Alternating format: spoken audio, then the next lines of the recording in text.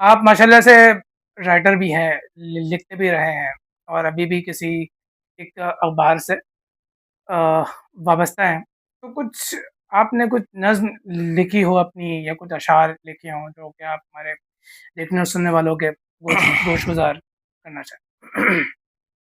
شفاعت بھائی، میں لکھنے کا تسلسل اتنا رہا نہیں، کیونکہ تجھ کو سمجھ نہ آئے گی، تجھ کو آئے گی نہ سمجھ مفلس کی مشکلات سمجھ. کچھ شعر ایسا تھا کہ میں چھوٹے لوگوں کے گھر کا بڑا ہوں، میری بات سمجھ. میرے علاوہ بھی 4 لوگ منحصر ہیں مجھ پر، میری ہر مشکل کو ضرب ساتھ سمجھ. کچھ ایسا شعر تھا جو اس وقت ذہن میں نہیں آ رہا ہے، ذہن نشین نہیں ہے. میں جب بھی 16 دسمبر کی تاریخ آتی ہے تو ذہن میں بہت سارے نقوش جو ہے چھوڑ جاتی ہے. 16 دسمبر مشرقی پاکستان ہم سے جدا ہوا، سب سے سیاہ ترین تاریخ یہ ہے. اور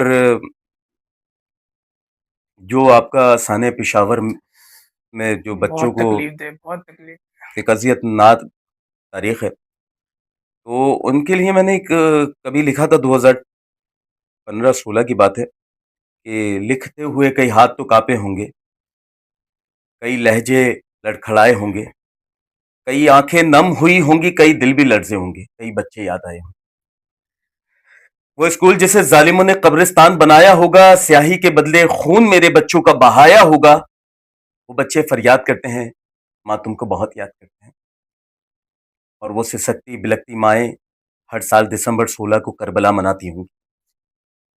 کئی باپ اس دن دفتر نہ جاتے ہوں گے، کئی معصوم بہن بھائی کچھ سہم جاتے ہوں گے، اور اس اسکول کی دیواریں اب بھی خراج عقیدت دیتی ہوں گی اور کہتی ہوں گی، سلام میرے جاباز شہیدوں، تمہیں سلام. سلام میرے معصوم شہداء، تمہیں سلام.